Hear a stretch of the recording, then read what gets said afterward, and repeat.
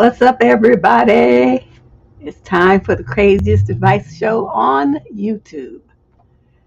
I don't know if that's a good thing, but it's very educational, and we also look at my hair looking all kind of crazy. Up until about 20 minutes ago, I was babysitting. I only did it because my friend was desperate. Her babysitter got the COVID, and so since I'm home anyway, whatever. So I watched them today, but I was so happy when she came and picked them little curtain climbing rugrat little things up. They're cute, but children should only be had by young people. That's my story, and I'm gonna stick to it. Guess what? Tonight we're back to 25 questions. Candace broke the news to me earlier today, so I could have my breakdown off the air. We'll do as many as we can, so we'll see how my voice holds up. My allergies been kicking my butt. I don't know what's going on. It's just because it's been so hot, and then it rained, and then it got hot again. So all the weeds and everything that don't need to be in my nose is growing. So it's just terrible. Thank you, Jerisha. I'm trying to get myself back together. Uh, I did a kettlebell workout yesterday. Kind of lightweight, but I only used 15 pounds. But shoot, that was hard enough. Just the fact that I could do it, I was all proud of myself, patting myself all over the back. Oh, what does my shirt say today? It says my favorite color is black. My favorite colors, light black. Wait, let me move this out the way. Light black, medium black, dark black, faded black, pitch black, matte black. Yeah, there you go. Just in case you had a question and there was any doubt in your mind. I look at my wardrobe, and most of my clothes is black, and then the other is like you see in this background, purple. Those are the two colors I mainly wear, and then this burgundy that's here too. So that's in my background because those are all my favorite colors. I don't know, the blue, I guess it just kind of fit in there. I don't really wear blue too much, but whatever. Let us get started. For those of you who don't know where you are at the What the Fuck Tuesday Relationship Advice Show. We try to do the show every week. These questions are submitted before the show. They are reviewed, and a group of them are selected for each broadcast. So just because you send one in doesn't mean it's going to get picked. But if you never send one in, it definitely won't get picked. So if you need some advice and you would like some from someone who is, relatively professional with their responses, relatively, and can give you some pretty good analysis, then send it on in. You can look in the show description down below for the link. It'll scroll down near the bottom. It'll say send in your question for advice. Just click that link and fill out the form. Okay. Yeah, you missed those shirts. Oh, I have a bunch of them. I haven't even been wearing them, but I still have some. Oh, your happy color? Yeah, that's a good one. Yeah, we back to 25 questions. So y'all, I hope you have your spirits and your whatever you like to drink, juice, soda, whatever you got. And because here we go. 25 questions. There were those who missed it. We got 25 questions again today. We're up to question number 1. Female, 22 to 27. She's a Virgo from Oxnard, California. I need to know how I can politely but firmly tell a man that I no longer wish to be friends with him. I was casual friends with this guy for a few months. We texted frequently and occasionally met up in person. We got along fine until he suddenly sent me a really gross and frankly upsetting meme. It had nothing to do with the conversation, and even if it did, it was so vile that I would never consider it funny. Oh, I wonder what it was. Now I'm curious. I've been on edge ever since, and frankly, I would like to end the friendship. I haven't known him for very long, so I don't really know what his reaction will be if I flat out tell him. It may seem silly, but I'm anxious about it. Yes, it is silly. My friends tell me to block and ghost him, but I'm afraid that will make him retaliate in some way. He could easily run into me in public places I typically visit. How should I handle this? You should handle this like a grown woman. Okay, you guys I don't know, were you texting or talking on the phone? It had nothing to do with the conversation. I don't know, were you texting this guy or talking? You don't really say, conversation. I don't know what that. But if your usual way of conversing with this young fool is by text, and you send him a text and say, I've been thinking, you quote me on this. Well, use your words, but this is how you're going to say it. You're not going to apologize, and you're not going to beg for his forgiveness or, nothing. You're just going to be very matter of fact, okay? What you're going to say is, I've known you whatever length of time, and I was shocked that you chose to send me whatever this was that he sent you. Say, I found it to be vile, disrespectful, and just flat out gross. To the level that I no longer want to have any communication with you because you grossly disrespected me. One thing I do not tolerate is disrespect. So see, what you're going to do is put the blame on him for this. You're not going to just ghost him and stuff, because then that leaves the door open. Then he can just flip it around and say, well, these women are weird. You're going to eliminate all that. So you're going to say, this was gross. You did that. I don't understand why you thought that was an appropriate thing to send me, but it really doesn't matter. I'm done here, sir. And then you send him that, and then you wait. I don't know if how quick he responds, because I'm not sure. Sometimes if you block people, then your messages, they don't get your messages. So you want to make sure he gets it and reads it, then you block him. Okay? That's all you have to do.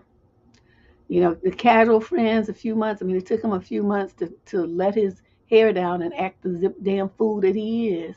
But you're under no obligation to be concerned about his feelings. He sure wasn't concerned about yours, was he? And it really drives me crazy how you young girls sit up here talking about, well, he might this and he might that. You don't worry about that. Don't worry about that. Has he come to your house and all this kind of stuff? It doesn't sound like it. You say you casual friends would, text and occasionally would meet up. It doesn't sound like you guys was like hanging out at each other's house and know each other's family and all this kind of stuff. So I don't understand why you're so concerned. But like I said, the way to do this is not to just disappear, because that leaves a question mark when stupid men are going to blame it on you. What you have to do is let him know exactly what he did, how you feel about what he did, how gross and disrespectful and appalled you were at what he did, and how what he did is enough to end any and all future conversation with him. That's it. That's all you have to do. You don't have to explain it. He's going, well, why? You just don't want to do, you just have no sense of humor. You're just too this, that. You're going to block, you don't want to hear all that, because it doesn't matter what he thinks about what you feel. His thinking, he had an opportunity to think and he didn't take it. He just went by some, using something stupid. But you don't worry about that. You worry about yourself. You worry about putting up your boundaries for how you are going to let people treat you in your lifetime. That was disgusting. I can just imagine what it is. But the fact that you said it was vile, that's pretty heavy. So he just went like left. So you're under no obligation to continue to conversing with him. Okay, so once you do that, you block him on all your social media accounts and block him on your phone. Question number 2. This is a young lady in the 22 to 27 age group. She's a Libra out of Portland, Oregon. I went on a night out with a new friend and her friends recently. It was a great time until one of the girls in her friend group was extremely, and she put that in caps and bold, rude to our Uber driver. My friend and the rest of the group started backing her up, and I was pretty alarmed and taken aback. Is this a red flag? We've only hung out a handful of times, but she's been fun to talk to, and we both relate on being in the same career and neighborhood in a big city where all my other friends are spread out. She's been really welcoming so far about introducing me to her friends and inviting me to things, but now I'm not convinced 100% that these are good people. I'm trying to be conscious about spending time with people that I'd be happy to surround myself with and grow with. Good. You're at that age where that is what you should be doing. Good job. Even as I'm looking to expand my circle, but I'm not sure if I'm jumping to conclusions based on this one experience. Any advice? Well, that is true. That was just one experience, especially had these girls been drinking. Some people some people are like happy drunks, and some people just turn evil. And it's just really hard to say. You didn't say what at what point in the evening this was and what you guys were doing while you were hanging out. You left all of that out, so I can only just put that out there for something for you to think about. Was alcohol involved? Was any other substance involved? So think about that. I'm not saying that's an excuse, but I'm saying sometimes people, the politeness that they would normally have, I don't know, it just goes somewhere, and their patience goes away, and they just act stupid. That's all I can say. Even they get embarrassed about how they behaved. So what I suggest, you talk to this girl, and because she's the one that you really were friends with. Those are her friends, so you really don't have to be involved with them at all. You can just ask her, but if she wants you to go somewhere, well, are those girls going to be involved, or is it just going to be you and I? You can ask her that. If she says, oh, it's going to be a group of us, then you just pass. Say, well, no, I think I'll not go. And one thing I think, if it were me, what I would do is talk to her and say, what's up with your friends? Why did they do that? Why did they talk to the guy like that? Because, like if I'm out with a guy and he talks to the waiter or the little valet guy like that, I don't go out with him anymore, because I feel like some people, if you treat people who are what you feel is beneath you very poorly, that's a reflection on your character. So you could phrase it to her that way, so she wouldn't think that this is you just picking on her friends. She knows that this is a value system that you have. But yeah, I had a friend like that. Girl, she had her friends come in from Memphis, right? She had gone to high school together, grew up together and stuff. And I was the one with the car, right? So, I pick her friends up from the hotel, and she's there, and we in on my car, and I forgot what they did. I don't remember. It was so many years ago. I don't remember what they did. But it was so bad, I pulled my car over and told them to get out.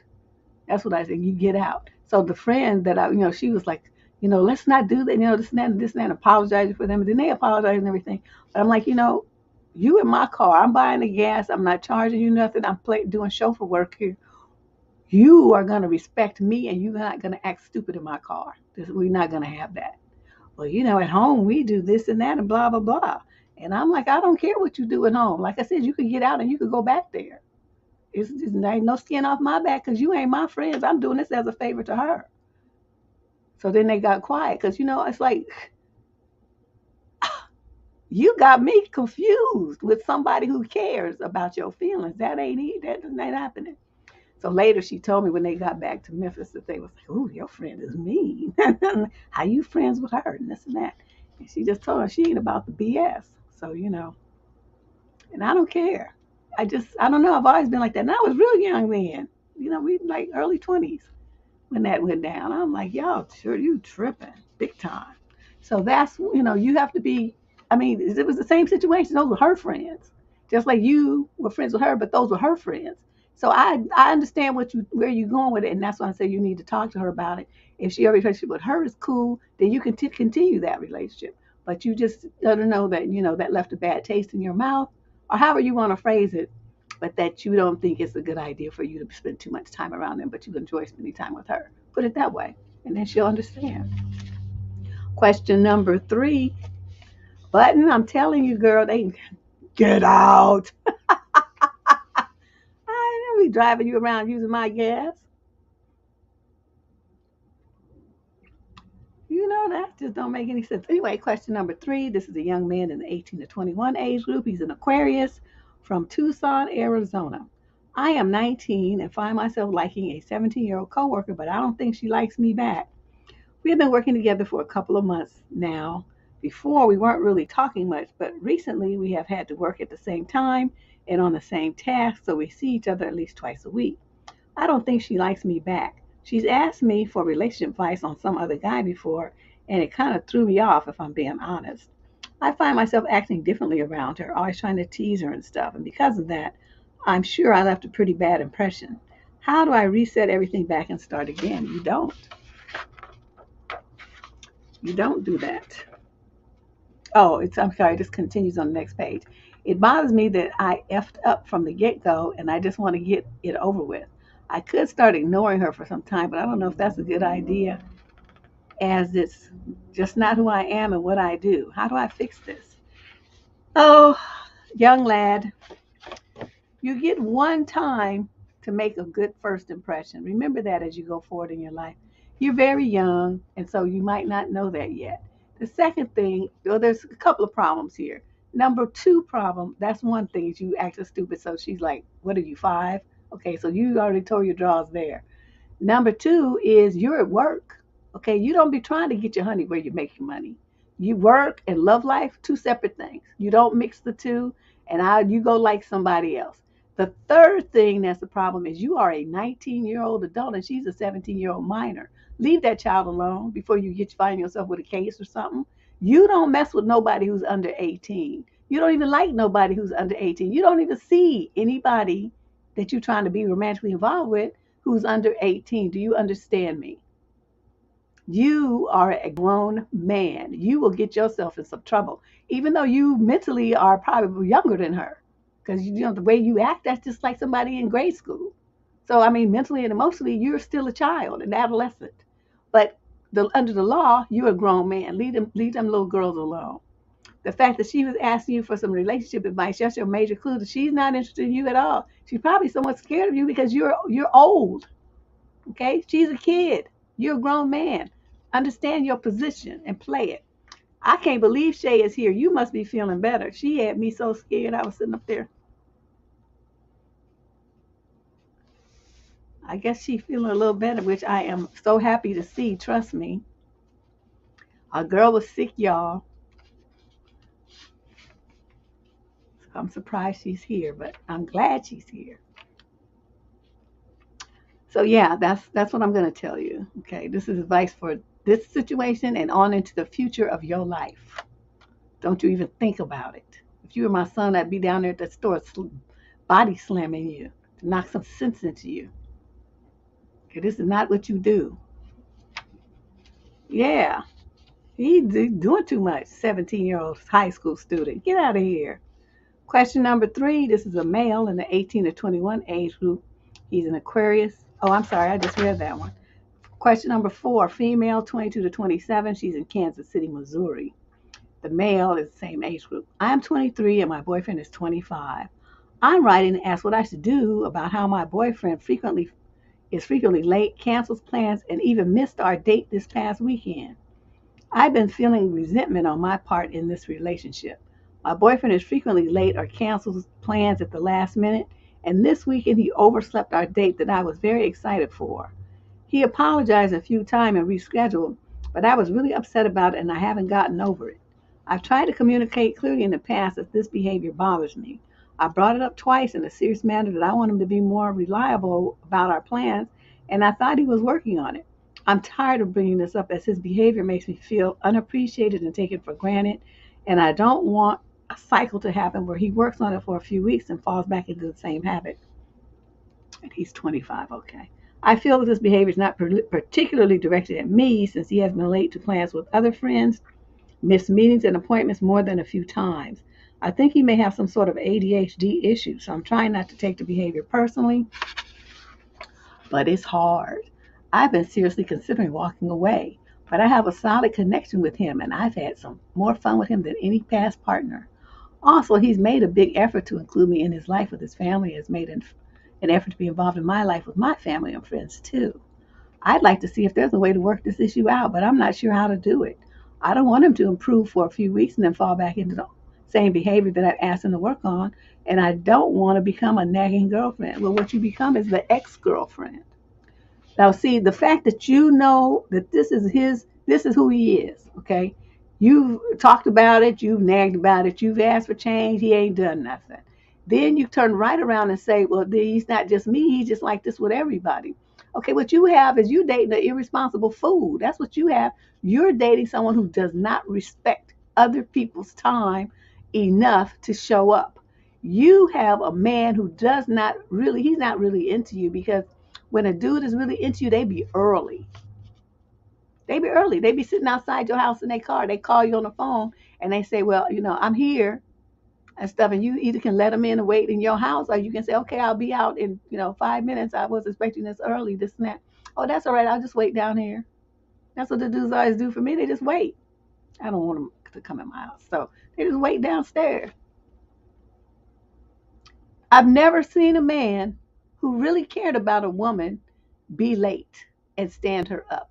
If he's late, it's because something happened. I mean, something unforeseen, like he was driving and somebody, he ran over something on the freeway and his tire's flat all of a sudden. Or he got in a car accident, somebody hit him. Or somebody else had an accident and he's driving and suddenly the traffic stops because there was an accident just a few cars ahead of him, and everybody want to looky-loo, and so it's slowing everything down so he can't get you the time he thought he was, but he's going to call you and tell you what's happening. Somebody who just don't show up, period. I don't even know why you're still with this man. You making all these things. Well, he's left me his life, and that's what he's supposed to do. If you don't have that, then you don't even have a relationship. But what you have is a relationship where you're frustrated, you feel unappreciated. He stands you up whenever he wants to. Don't show up, shows up late, all this kind of stuff. See, that wouldn't work for me. You get 2 times. And it better be like an emergency the first time, like where you require hospitalization or something, or your kid did or something, your mama something. It better be something that you better be able to prove it. Other than that, then now you on thin ice now. Do it again. And we're through here, sir.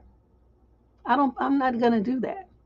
Even if they tell me they're gonna call at a certain time and the phone don't ring, I'm done.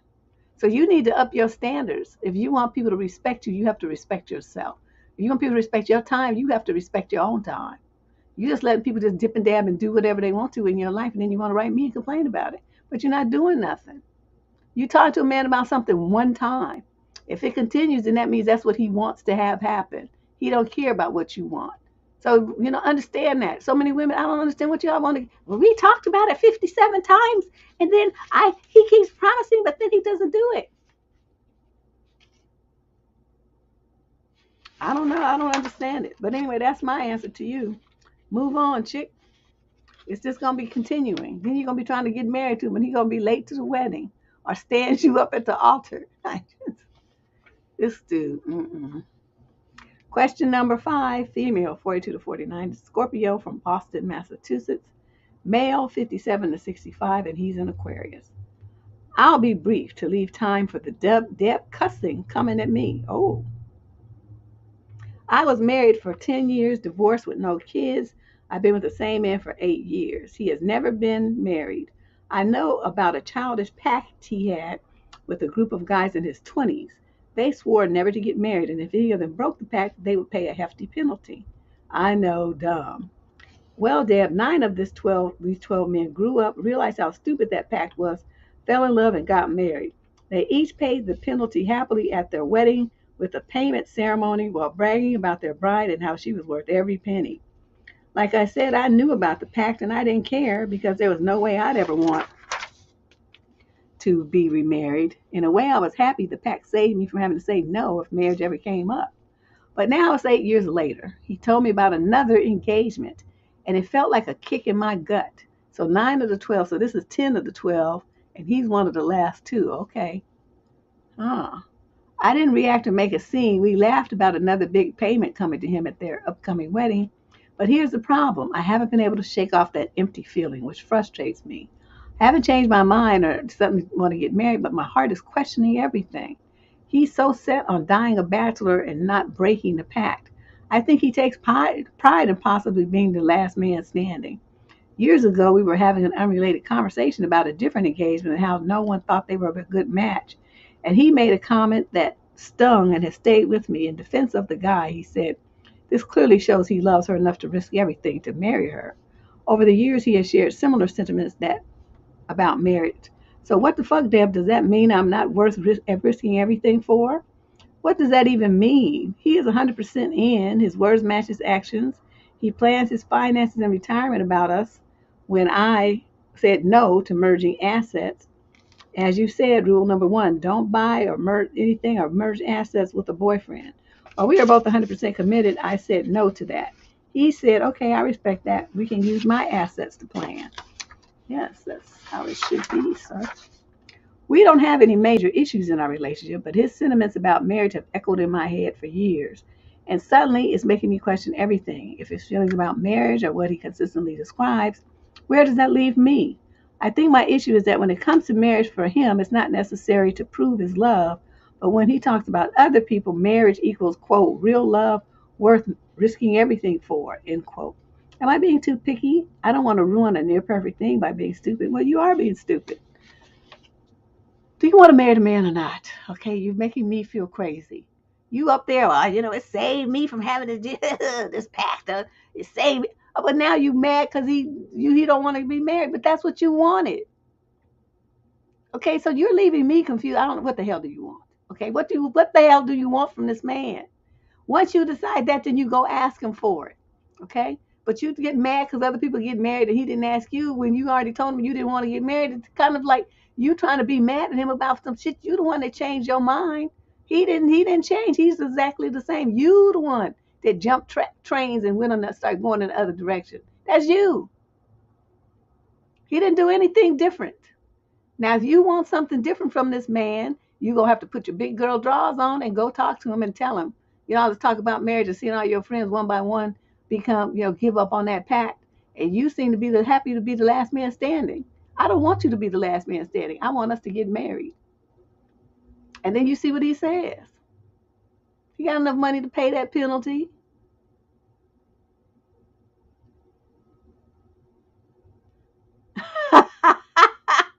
Oh, man, that's Aries man making want to punch walls. Not me. I love Aries men. Well, that's all I can tell you, girlfriend. This letter, it's obvious you confused. You don't know what you want. Sit down, get still, and think about it. And then once you do, approach dude and tell him what you want, okay? But make sure it's what you really want, because this letter, you all over the place. If I was him, I'd be looking at you like confused. Like, what's she talking about? At least you can say, well, over the 8 years of being with you, I realize now that, I was kind of burnt and afraid of marriage after I just, got my other divorce. But, being with you, I need a sound file to play violins. Oh, my life has changed so much for the better. And I can see what it's like to have a man who's really this and that, blah, blah, blah, and all the stuff. Just say all that flowery crap. And then tell him that, nothing would make you happier than to be his wife. And how does he feel about being your husband? Something like that. But you got to decide that's what you want first, because like I said, this letter here, you all over the place, and it don't sound like you really understand your own feelings, let alone what to do about them. Okay, so let's do this in order here, child. I don't even know what to say. And somebody asked where she was from. She's from Boston, she said. All right, question number 6. This is a female in the 22 to 27 age group from Newcastle, Australia. I am 24 and my boyfriend is 22. We have been together for 1.6 years. Oh boy. Not 1.5, 1.6, y'all. Get that extra month up in there. This girl. Okay, Deb, he cheated on me on the 6th month and I discovered it myself on the 12th month. Okay, but you in 1.6 years now. So what had happened to this? He begged me for a second chance and I gave him one. It's been 6 months since then. I am still hurt from the betrayal and I hate the girl even though she knew but trying to let go to make it work. He has gotten better and trying to change to be a better man. A week ago, he wants to go back to England after 2 years. Oh, you in Australia. We are both from different countries and studying here, and our communication became a few texts twice a day. I've been asking to let's make a call. We make like 2 or 3 calls for 10 minutes each because he always has something to do and hangs up first. Sometimes he does not even say good morning to me, even when he was online, and I am the one who is initiating. I feel sad because I feel like I'm begging for his attention or asking him to care for me more. I want him to enjoy his time home with friends and family, but I don't want to receive less care. And today I addressed this and told him what I'm feeling. He got defensive and told me that this is his time to spend with all his friends and family. And he says he does not have internet when he goes out with his friends. Then suddenly he told me I'm being selfish and does not care about him having problems at home. I told him I've been asking to reach out and call, and he suddenly told me, F everything you wrote. Oh, my father's had a heart attack. Shut the F up and let me handle things here. Oh, okay. I am shocked because we have never been this disrespectful verbally, even when we argue before. I don't know about his father's condition, but this does not give him the right to be disrespectful to me. But I'm also thinking maybe he was in a situation where nothing mattered except his father, so he told me to just shut the F up. I don't know whether enough disrespect throughout the relationship and to call it quits or be understanding of his father's situation and let it go. What should I do? Okay, this is a mixed bag. Your boyfriend is younger than you. You guys are in your early 20s. You should have more maturity than this young lady. Okay, okay, the boy went home because he's having family problems. His dad had a heart attack. You know how hard it is to recover? Okay, I had a stroke and nothing, luckily not a heart attack. But you know how hard it is to recover from something like that? And the man is old, so they're probably worried that, if something happens, he's gonna check up out of here. So the whole family is concerned and worried, especially his mother's like worried about being a widow, what they're gonna do financially. He's trying to be there for his family, and all you can worry about is that, he's not calling you like he used to. He ain't saying good morning to you. You didn't even ask him, and nowhere in here did you mention that you asked him about his dad, how things are going. Does he need anything from you on your end? Is there anything you can do? You didn't say any of that. All you doing is complaining that he's not paying enough attention to you.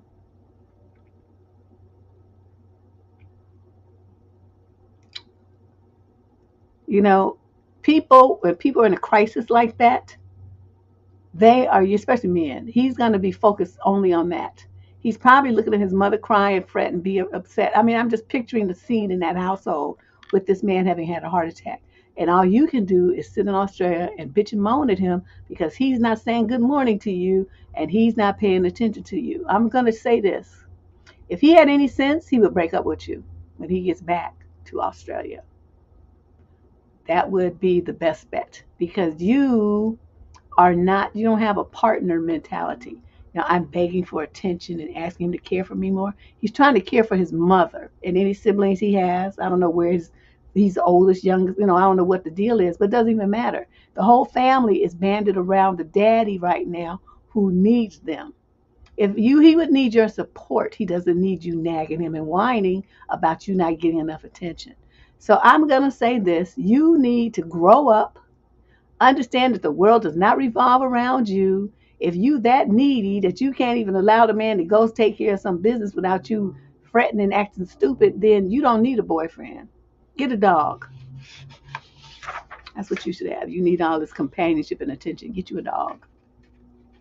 That's what you do. I'm really kind of disgusted at you right now, to tell you the truth. I just have never seen somebody be so selfish, so self-centered, and so unable to have empathy for what their alleged love interest is going through. It's really kind of disgusting. So that's all. I'm going to stop talking about you because I could go and call you all kind of names and just have a field day with you. But I'm going to stop and I'm going to go on to the next letter. Yeah. She messed this up big time. He's never gonna feel the same about her after this. She can forget it.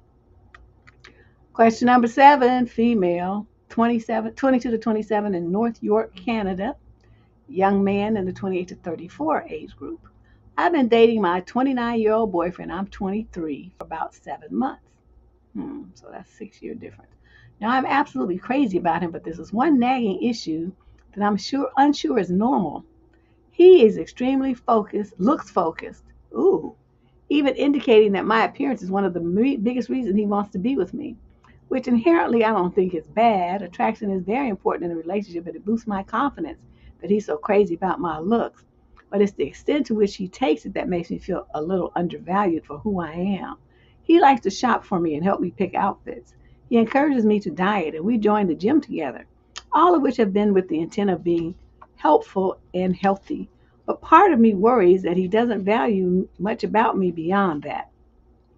He makes jokes about my intelligence, calls me ditzy and airheaded. It's pretty lightheaded, but still. A lot of, quote, at least you're pretty jokes. He doesn't have much interest in my job or hobbies and thinks many of my personal tastes are tacky. Wow. He also makes comments about other women that are a little disparaging, i.e., we were talking about Stranger Things. I mentioned how I think Winona Ryder gave an incredible performance. He laughed and said that he can't get over how unattractive she is now compared to how she used to look. I said, regardless of whether that you find her attractive or not, can't you acknowledge a compelling actress? He said to know that hotness was his metric. Wow, where you find him? We were discussing a friend of his being treated quite poorly by a woman he's seeing, to which my boyfriend said, well, I can understand putting up with someone's nasty behavior if they're really cute, but she's ugly. Wow. This guy's going from bad to worse.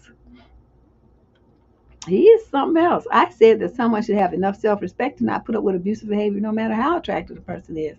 But he just laughed. He has told me that my prettiness is his favorite thing about me, and looks are one of the only things he truly compliments me on. I should note that he's also extremely obsessed with his own looks, paranoid about aging and coming up on 30, gray hairs, etc. Should I be concerned that he's so appearance focused, or should I just write it off as a bit of projection about his own insecurities, perhaps him complimenting me the way he himself wants to be complimented, and to take the compliments on my looks as flattering and harmless? Is it partially just that we're still a fairly new couple and the honeymoon hormones haven't worn off? No, no, my dear. What you have is a fool, a shallow, silly Pinocchio. What's that? No, not Pinocchio. What's that little Peter Pan? He got Peter Pan syndrome. He doesn't want to grow up. He's 29 years old and he's worried about turning 30 and getting gray hairs and stuff. I don't see, you probably not mean, but I would have to I would have to break him off a piece and be like, yeah, but he's but I dated a guy like for a hot minute who was like that, very stuck on staying looking young. And it was weird because he's like in his mid 30s. This was a long time ago, I was much younger then. And he was in his mid 30s, and I was looking at him like, why are you trying to look like, you 21? What's that about? I could still get carded. And you know what I mean? That youthful thing was very important to him for some reason until he started getting gray hair and stuff, and then I guess he gave up. But this kind of guy here, you know what I would say when he started talking about, people being hot, and it's like, well, you're not gonna be hot forever. You do realize that, right? You're gonna get an old man body, you're gonna get a dad bod, and you're gonna get saggy parts, and you're gonna get, all your one of my male friends. You guys know Ken, my friend. He said that he used to be real buff, but then his chest slipped down to his waist. I was screaming. So, all of those things happen. They get the frog flat butt in the back. All kind of stuff be happening when men get older. So, I would start reminding him of that. And he's going to start talking about how women don't look hot and all this stuff. I would just say, oh, yeah, well, let's see how long that you get to keep that thing. You're going to be over there at Hair Club for Men and doing all I would just say all kind of stuff to him just to break him off and just shatter him because he deserves it. How are you going to be sitting up there talking about your intelligence and you stay with him? You don't let a man talk to you like that and call you names. And you think it's all in fun. It's not fun. All he's doing is appreciate it. He's so shallow and stupid. Girl, what are you doing with this fool? Get rid of this idiot. What you think this is the kind of man, I'm telling you, this is the kind of man, if you got in a car accident or you got cancer and you had to have body parts removed to save your life, he would leave you. This is the kind of man who's going to complain about the changes in your body when you birth his kids. Those are going to be his kids, his parents' grandkids. This is adding to his family lineage and leaving him an heir. But you know what he's going to be focused on? Your looks. This man will destroy you. Any confidence that you thought you had is going to be going up in smoke. Get rid of him. Get rid of him. Because just like he builds you up for how you look now, a few years when you get a little older, he's going to start tearing you down because he's going to feel that way about himself. So in order to help you, not let you feel too good about yourself, since you're 6 years younger than him, so you're going to still be looking good and young, then he's going to start attacking you. Get out now. Okay? Get out now. Save yourself. And don't ever get with a guy. It's fine if they appreciate how you look, but that should never be their chief focus on who you are. He should say, my girl's pretty, she's beautiful, she cleans up great, stuff like that. But if that's the only thing he ever flatters, compliments you about, no.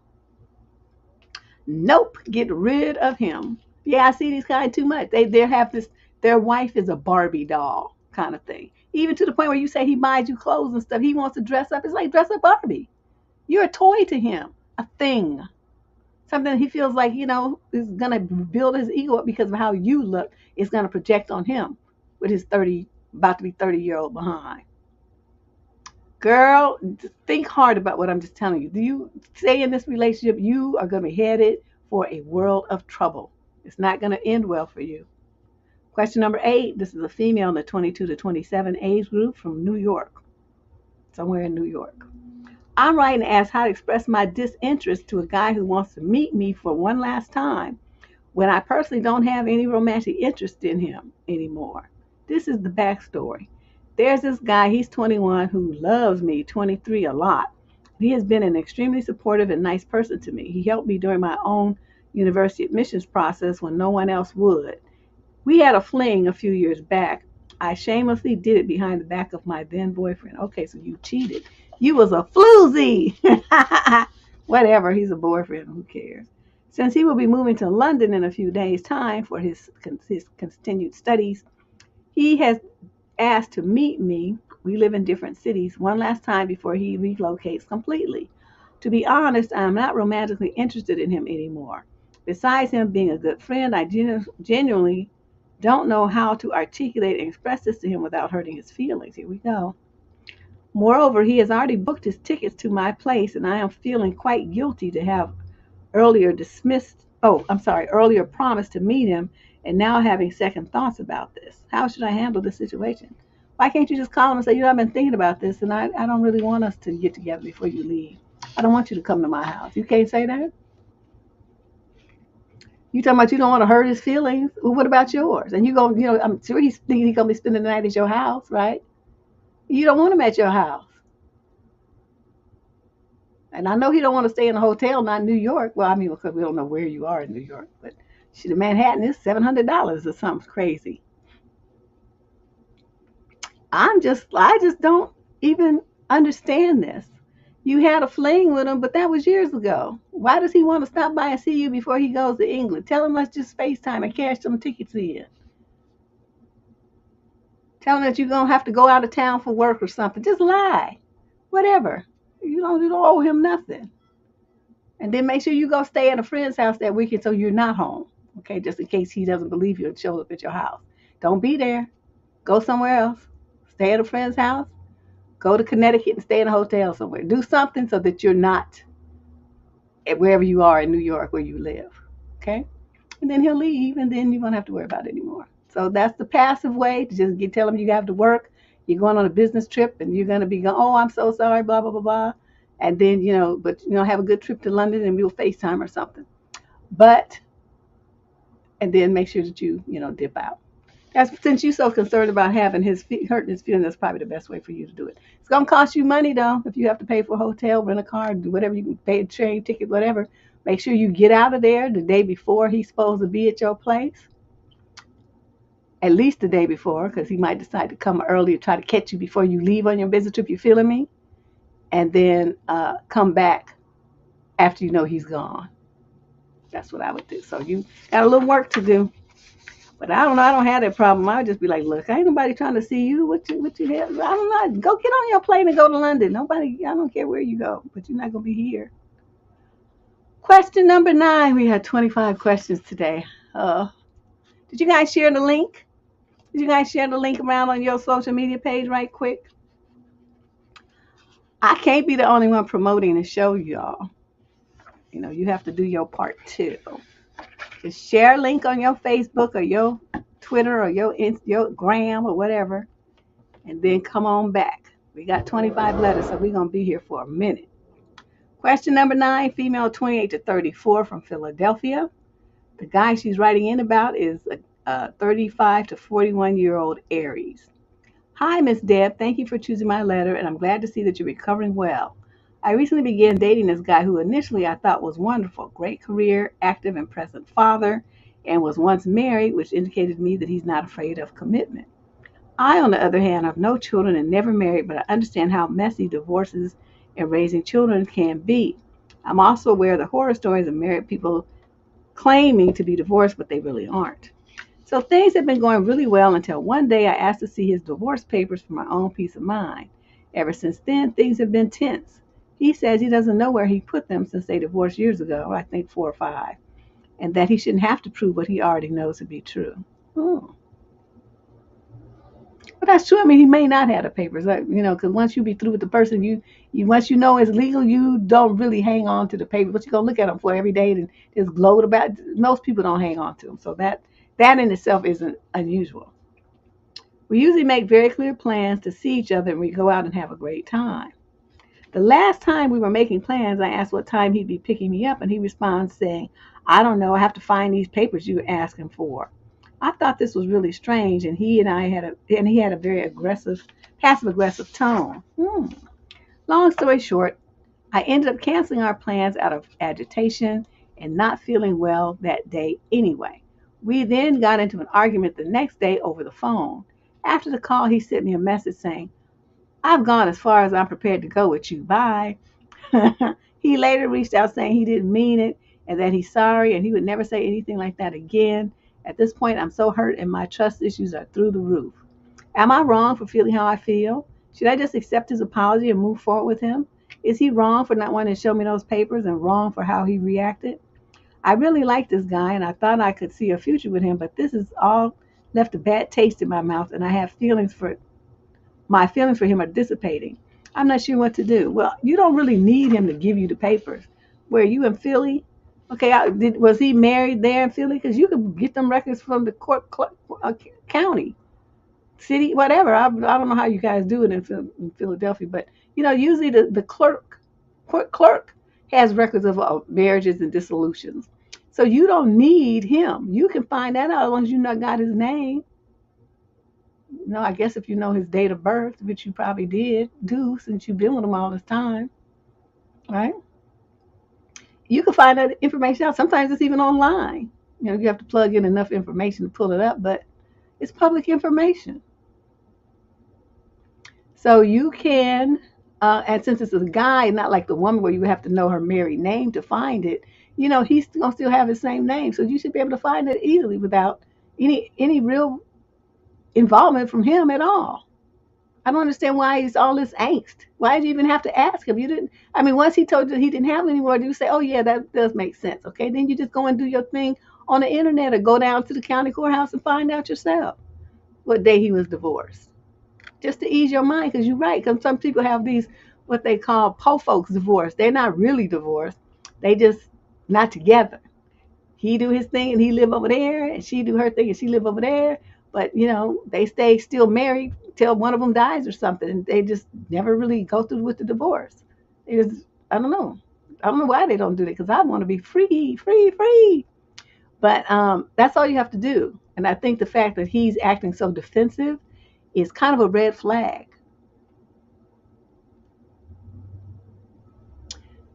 I've gone as far as I want to go with you. He's scared that you're gonna find out that he's still married. That's my bet. Because his reaction is a little off for somebody who is really, truly divorced.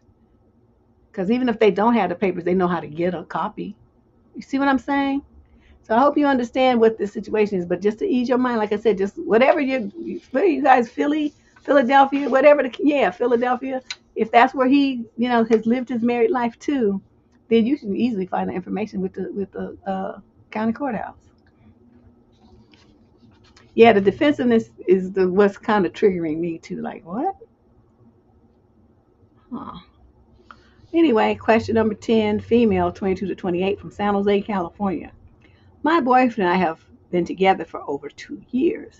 He recently moved away for a job, so we're doing a long distance at the moment, and I've been struggling with it because I'm used to seeing him every day, to now only see him once a month for a few days. So whenever I do see him, I really value and cherish our quality time together. A little backstory. My mom and I are going to Vietnam together in August for 2 weeks to visit family. I'm really just going to be with my mom for the first week, and my boyfriend is going to meet me there for the second week, and we will do our own thing together in the city while my mom resides in the countryside with relatives. While we both anxiously waited for him to get his approval for vacation, I constantly express to my boyfriend how much it meant to me that he's going to be with me in the motherland and how excited I am for him to meet my family and learn more about my culture. We are interracially dating as he is black and I am Vietnamese. Well, I kind of figured that it was something like that because otherwise, why would you write me? With that being said, just this morning he asked me if his brother can come along as the third wheel with us since he apparently, quote, always wanted to go. While I appreciate him asking me, I am still extremely upset because I wanted romantic quality time alone with my boyfriend. We have many romantic plans, such as having dinner on a cruise ship overlooking a nice view. I feel like I am left in a very uncomfortable and tough situation because this is his brother and this is one chance to visit me out now with someone who can speak the language. But I don't know what the guy is even thinking because I would never invite myself to a trip with him and his girlfriend. I really do not like the idea of him tagging along with us everywhere we go. Will it look like I'm a bad girlfriend when I tell him I don't want his brother to go? Am I overreacting? Where should I go from here? What you do is tell your boyfriend, why do you think your brother should come to a romantic vacation for two people? Are you kidding me right now? If you want to have a romantic vacation with your brother, then y'all go. And you ain't going nowhere with me. I'll just stay with my mother. That's what you tell him because he's acting stupid. It's not your job to be babysitting his brother. That's the brother's stupid. All he had to do was shut that down in the beginning. Say, man, now I'm going with my lady. You ain't going. You tripping. That's all he had to say. Brother to brother, the brother would have been like, oh, okay, man, yeah, you right. And then it would have been over. But instead, he going to try to make you be responsible for it. Don't fall into that trap. You just turn it right around and say, you know what? I thought we were on the same page with this as a romantic vacation for two. Tell me how a third person fits into, was he going to be in the bed with us? What is it you're trying to do here, sir?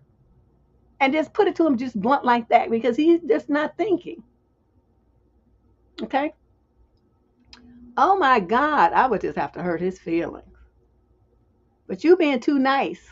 Call that fool up and tell him your brother's not coming. I'm telling you, if you try to bring your brother, it's going to be the two of you on a big romantic vacation by yourself, and I'm going to go do something else with somebody else. He's acting real stupid right about now, trying to act like he don't know what he's doing. And look over here in the chat, too. They have some comments on this stupidity. Your boyfriend, oh my God. I'm only on question number 11. How did this happen? Female 20 to 34 from Manchester, England. I need a good slap from you, Deb. I wrote earlier this year and you told me to block him and move on. He rejected me because I have two children. Against your advice, I did not block my ex. And recently he contacted me and started calling me and sent me a message stating he was going to turn up at my house. I ended up speaking to him and he said all the right things, that I'm the love of his life. He can't live without me. He's lost without me, etc. That what we had is special and he wants to fight for it and that love is enough. Oh, he's good. He asked me to come and stay with him. So I went for 5 days. Everything felt normal, lovely, telling me constantly how much he loves me, having eggplant with me, inviting his friends around and saying how happy they will be that I'm, quote, back, referring to me as his girlfriend, talking about future things and addressing his insecurities. And I don't know what this means. I don't know.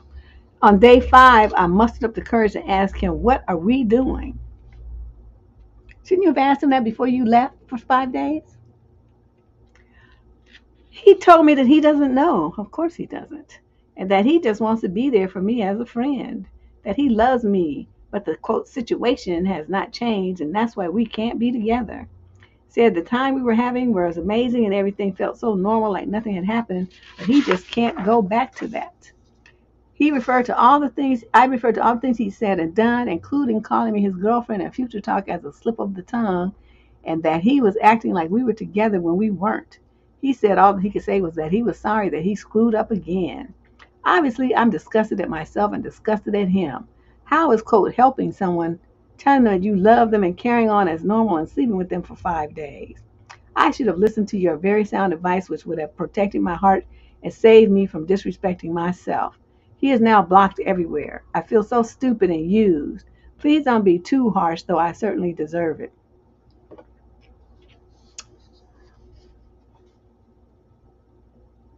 I told you so. Okay, I had to get that out. I'm childish and petty like that. But these are things. Okay, let's walk. I'm gonna walk you through this so you the mistakes that you made in thinking, because you wasn't thinking. Okay, you have 2 kids. He come talking about, oh, it was wonderful, this and that, blah blah blah. Your kid. You turn right, their kids are still right there. That's why you guys broke up. That was his reasoning, because he didn't want to step into that role and he didn't want any responsibility with your kids. That's fine. That's fine. That's great. Nobody's gonna force that on them. The kids deserve to have somebody who wants to be in that role in their life. So when he called and he's saying all of that, you know what you're supposed to do? Say, yeah. You got that off the narcissist playbook, didn't you? You know how stupid you sound right now. Stuff like that. Say, boy, if you don't get off my phone with this dragon drama, stuff like that. Because everything that he was saying that was seduction. And for women who are silly like you, that works. But women who are realistic know that you guys broke up for a very sound reason. You have 2 children that have not gone anywhere and won't be going anywhere for, I don't remember how old they were, but whatever. I assume they're young, and so they still need care and guidance of their mom. So you go traipsing off, leaving the kids with who knows who for 5 days while you go chase this man, lay up with him and stuff based on some wild conversation on the phone that don't mean nothing, because he ain't really done nothing except spin some yarns and fill your head with a bunch of fancy words. And then you just drop everything in your life and go chasing after this man like he's, something's different. What you're supposed to do is on the phone and say, okay, I hear you, and that sounds great and wonderful and stuff, but since nothing has changed, why is it that you think things would be different now? The kids are still here. The same reason that we broke up, nothing of that has changed. So what does that mean? Why are you calling me? And you were supposed to ask him that before you got in your car to go anywhere. You didn't do that. You let your head be filled up with drama and gaslit like you was 14 years old instead of a grown woman, a mother of 2. So, everything, I'm glad you understand how the mess up that you did here. I hope you learned a valuable lesson from this, and stop chasing men. If a man tells you he don't want you, he should never get another chance with you ever again until hell freezes over, pigs fly, and devils go ice skating and all that kind of stuff, which we know is never going to happen. Okay? That's about when he should get another chance with you. Never give a man another chance to reject you. Don't do that. And for any reason, you too ugly, you too fat, you too short, your booty's too small, I don't like you, I don't like the way you laugh, I don't like your personality, I don't like your family, I don't like your kid, whatever it is. The things about you that are not going to change for him. You do his, like the cover on my book, my first book, Sucker Free Love. I have this lady doing this, boop, and the little men are flying through the air. That's what you do with him. Okay?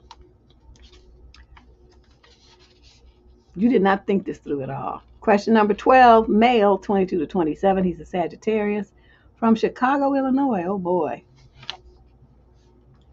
Why is it that so many people think jumping back into the dating pool shortly after being single is a negative? This is just something I've noticed all my life. Whenever a person breaks up with their SO, everyone tells them that they should stay single, quote, for a while, end quote, meaning months in some cases. Lord forbid someone go back to dating apps after only a week of a breakup, because everyone will make it a huge deal about how they're desperate or how they're not giving themselves enough time. I am perfectly fine on my own, but I also like going out on dates. I think dating is fun and it's nice to meet new people, and the right person could come along at any time. So why exactly do people find this behavior to be negative? Because they're not a Sag or a Leo or an Aries. Because we don't let no grass grow under our feet. We be like, next! Before the door even closes from that other one that we got rid of, we moved on. That's quick. So what you're looking at, people who hold on to pain a long time. They hold on to, why didn't this person want me? They hold on to the dreams that they had about the person in the relationship, the fantasies that were not realized, all the words that said and how this person might be doing these same things or saying these same things to somebody else, they get all, in their head about this stuff. Fire signs don't give a damn. They don't give a damn. Like, just like I had it with you, I could have it with 57 other people by next week. So that's not a problem. We don't think like that. So that's why you're looking at people who have like a different perspective about relationships. I mean, if you're married, I could see being a little bit more invested. But you just dating around, you just got, quote, a boyfriend or a girlfriend, that ain't nothing. You might have 4 of them, 5 of them in this year. That's nothing to be too concerned and invested in. They ain't popping a ring out and talking about getting married and stuff, like making something permanent. They just here for to me, of dating somebody is a here and now situation, and you shouldn't really put too much in it. But that's what's happening. So they're looking at the breakup from how they would handle it, not knowing that you have a different mentality about the whole thing and you ain't bothered. Sag men are the worst. I don't mess with them because they just a little bit too much for me. I mean, if they love you, they really will love you. I mean, it'll be real deep and it'll be solid. But 99.9% of the time, they're not going to love you. So you might love them, though, see, and that'd be the problem. Because they're a lot of fun. Sexy, fun. Usually have nice bodies. Not always, but usually. Pretty athletic and stuff like that. So, and just, interesting people, funny, fun to be around. So, it's easy for women to fall for them. But the butt is big. You are going to get your face cracked. Because I'm telling you, unless they really, really, really love you, you going to have a problem. So that's the deal, my young brother. They just don't understand you. Don't worry about it, do you? Question number 13. And don't be telling me why you have to tell everybody your business. You don't need to tell them what you're doing. Just say I'm going out. They don't need to know that it's with a woman or a date. They don't need to know them details. You talk too much. Question number 13. This is a young lady in the 18 to 21 age group. She's a Virgo out of Dayton, Ohio. I have stupidly offered to cook dinner for my new boyfriend this coming Saturday night. He cooked for me 2 weeks ago, which was our 3rd date. Deb, I can't cook for shit. I really like this guy, though. I have a great feeling and it's all been fun and romantic so far. Nothing felt happier. Well, damn, you're only 3 weeks into it. Of course, it's still wonderful. My cooking skills are nil, though. My mother always did all the cooking and never taught me anything. What is reasonably foolproof dish I can make? Can ideally be prepared in front of him, maybe something that's a bit sexy to prepare if there's such a thing. I don't want to let myself down, but I really am untalented in the kitchen. Can you help me? Y'all put what you think in there for somebody who don't know how to cook. I'm going to say a lasagna. Because you can use jar pasta sauce. Get the kind that's got garlic pasta sauce. Some ground beef or Italian sausage. The noodles, get the kind that you don't have to, she said cook, so take out the table. Get the kind that you don't have to cook, pre-boil. Probably be easier for you. Just put them in there and they cook themselves. Some ricotta cheese, a little mozzarella cheese. Yeah, you should be able to do that because, you're just layering stuff. The hardest part of it is, browning the meat and adding the sauce to it. Once you do that, you don't want to add a bunch of water because it'll be too watery and it'll be messed up. But some, because you're going to need to, steam the noodles. I think that'll be the easiest thing for you to do. Now, as far as what you want to do, what can be prepared in front of him, get the stuff for a salad. You prepare that or let him do the salad. Get the kind of salad that's in the bag. So all you got to do is dump all the shit in the bowl and toss it. That's what you're going to do, Miss Non-Cooking. Yeah, and you can get some garlic bread. Yeah, I make my lasagna. I put some pesto in it. I like how it tastes. Put pesto in with the ricotta. I use pesto in everything now. But That would be my recommendation. Look online. There's a lot of easy recipes. Okay. Just follow it along. You can even make, you got a time. It's only going to be Wednesday tomorrow. You can make one Wednesday and take it to work Thursday and let for the people tell you what it tastes like. Then that's your practice one. And then you make the real one on Saturday for him. Okay. That should work. Question number 14. This is a young lady in the 50 to 56 age group. She's a Leo from Los Angeles, and the guy she's writing about is in the 57 to 65 age group, and he's a Leo as well. Two Leos. I've been dating my boyfriend for 3.5 years, and I have only one problem with our relationship: his 28-year-old daughter, and she put that in all caps. I missed the red flags early on and hoped that things would get better. I done told you about hope. What you doing?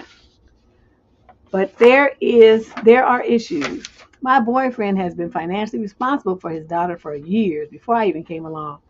At first I thought it was cute and moved. What a great father he is, because not all dads will pay rent, cable, cell phone, food, gas, car insurance, medical insurance, etc. for a grown person when there's nothing physically wrong with him. This is his only child. Oh my God, he does all that? She must not work. When I look at my daughter's accomplishments and the fact that they are 100% independent and responsible, then look at his daughter, I cannot help but to compare. My main problem is that he makes good money. He's a retired fire captain, so he has the money to afford her household and his. Bottom line, about $4,500 of his monthly income goes to supporting his daughter and his ex-wife. He does pay each time we go out. Sometimes I offer to pay and do pay about 10% of the time because that's just my personality. My issue is that sometimes I make comments like, oh, dang, my nails look terrible. I need to get them done. And he'll say stuff like, I love them just the way they are. You don't need to get them done. Oh, I think he should be able to pick up hints like that and offer to pay for little things like that for me. When I do bring it to his attention, he does offer to pay, but I feel like financially it's him, his daughter, his ex-wife, and then me. I'm an extremely independent single mother to my two daughters, both college graduates, and I've taught them to work for what they want, not sit back and have me pay all their bills. I'm about to break up with him, but want to make sure that I'm not overreacting. Should I really be this concerned over him paying his lazy daughter's bills? Oh, not to mention the $1,500 a month he pays for her lease. Her boyfriend also lives with her, paying zero bills. Okay, so he's supporting a grown man? How can I move in with this man and just ignore all this? He's a great person, and if it weren't for this situation, I think we would be a good match. I'm 51 and he's about to be 60 in a few weeks. He thinks I'm the best thing that ever happened to him, but I'm not cool with him spending so much on this lazy kid when he does nothing for me financially besides take me to dinner. I'm not the type to ask for stuff, but this situation is breaking me down. Well, it's like this, Miss Leo. It ain't your money. It ain't your concern. It ain't your daughter, and it ain't your business. If you want the man to do something for you, open your mouth and ask him for it. I don't know what you want from me. He's obviously got money just balling out of control. He's paying for 2 households and stuff. You know, as long as y'all live separately, it's not your concern. Now, you said, how can you move in with him? Why would you want to move in with him knowing this situation is what's going on? Because, see, and you need to have this conversation with him, because this is my thing. If anything happens to him, and I would ask him, I said, what kind of things you have set up so if something happens to you, your daughter and her boyfriend and your ex-wife are all dependent on you for their living, what they going to do? See, do you understand what a detriment this would be to anyone who would think about marrying you? Because then their finances would be tapped to support these people that they have no relation or interest in. That's going to be a real impediment to you moving forward in your life. Is there a reason why you feel that you must pay all your daughter? I would get information. I mean, you complaining about this stuff, but have you ever had like just an unemotional conversation with him about it? Like, how did this happen? Why does he do this? What is the reason why he's supporting his daughter's boyfriend and not making him pay some money? Even if he didn't make her pay, he should pay. What is it that what's his reason for doing this? Is it guilt? What's going on? And just let him know. It's like, I don't understand this, and it would make it really hard for me to feel like I could tie myself to you financially, like to get married or something like that. It would be a problem. I just foresee a big problem. And I'm really concerned about what's going to happen when you can't pay her bills anymore, because you are getting on in years, and at some point, you won't be able to do that. So what's plan B? And just start talking to him. I would want to know. Then if I didn't like his answer, see, this is why you want to talk about it. You want to get all the information, because jump into a lot of conclusions here. What you want to do is get all the information and then make a decision. Once you have all the information, you mull it over a day or two. Don't make any, off the cuff Leo decisions like we tend to like to do sometimes. Get into our roar mode and then start saying shit we don't need to be saying. But give it some thought, and then go back to him and say, I just don't see a future here. You're only 51. Shoot, you got plenty of time to find you somebody else. And it's like, I don't see a future here. It's really unfortunate, because I really, thought we could have something here, but it's just too worrisome for me. I don't feel financially secure in a situation where my man is so obligated to other people. There's no room for me here. It's like, you don't even try to do something nice for me, like get my nails done, and that's like $40. You don't even do that. But you spend $4,500 supporting a grown woman who can support herself. So it just makes me feel really, like doubtful about where this could go. Stuff like that, you want to flip it back on him and make him feel guilty. Don't be throwing no fits and doing the Leo roar. This is not the time for that. This is the time to play the kitten mode. Okay? Purr. Don't roar. And then he'll get a better understanding. Don't yell at him, just talk. Nice modulated voice. Okay? Question number 15. This is a female in the 22 to 27 age group from Syracuse, New York. This may sound, she's writing about a male, same age group. This may be stupid, but I'm writing for advice about what to do with a cat that I rehomed to my house. I want to get rid of it, but my boyfriend wants to keep it. Before you all come for me, I am feeling utterly awful about this and genuinely need some advice. So basically, I, and with my boyfriend's agreement, took on a male cat, as I wanted my dog to have some company. I have never owned a cat before, only dogs. When we got him home, I immediately started to have mild anxiety and regret, which I didn't expect to feel at all, as I was so excited about this previously. This feeling has grown to the point where I want to return the cat. I'm not sure why, as he is lovely and cuddly, I just don't like him. It's really weird, as I've never felt like this about an animal, and it sounds awful. He has tried to attack my dog several times, even though my dog is so gentle and doesn't bother the cat at all. One minute the cat will approach my dog, rolling on his back and purring, and then suddenly he will hiss and growl and charge at my dog, so I have to hold him back. Wow. My boyfriend really likes the cat a lot and wants to try longer, but I feel the total opposite and think he would be better in a different home. When I took on the cat, we agreed that it would be 100% my responsibility to take care of, and that I paid all the money for the cat. I don't know how to go forward from here, as we have different points of view and would just like some advice. Who gives a shit if we have different points of view? You is your cat. He's not doing nothing for the cat, and he didn't pay for the cat, so you don't need his opinion. Is irrelevant about what to do with the cat. Why are you asking him? Who cares what he wants? I mean, maybe it's just me, because I would have told him I don't give a shit what you think. This cat's leaving. If you don't like it, you can leave with him. Both of you ought to be a twofer, just being my dog here. I don't care. You know what I mean? You don't need to ask him what to do with your cat. That's what I'm trying to tell you. You don't want the cat, get rid of the cat. Okay, your dog will probably be happy anyway. Sometimes cats and dogs do get along, but this one, obviously, this cat's psycho, so just get rid of it. When your boyfriend's at work, pick the cat up, take the cat somewhere, put the cat back in the pound or wherever you're going to do with it, and then just go about your business. He's going to be like, what happened to the cat? The cat's gone. Okay, the cat's gone, and that's just it. Question number 16. Oh, my God, 25 questions. I'm going to be talking forever. Male, 22 to 27 from Oakland, California. What are the signs that someone has zero personality and is boring, in your opinion? Okay, y'all can chime in, because I'm sure you've had more boring men in your lives than I have. But I be dealing with Aries, and they're not boring at all. I'm a 24-year-old single guy, and I want to meet someone, but the more I think about it, the more I realize I am a genuinely boring person. I feel I have no personality at all. And I don't know why. I'm sorry, this is funny to me. I have no sense of humor, but that's only the tip of the iceberg. Deb, what do you consider to be the signs of a boring person? Well, the number one sign of a boring person is someone who thinks they're boring. Okay, let's just start there. But boring people, it's like, okay, you with around them, right? They have nothing to say. If you ask a question, they'll never have no answer. If you ask them, well, what do you think about this? They don't never have a thought about it. If you ask them what their hobbies and interests are, oh, I don't know, I just watch TV, maybe play basketball. That's pretty much it. Video game. You try to get their opinion about something. Oh, I don't have, I don't know what nothing about that. They say.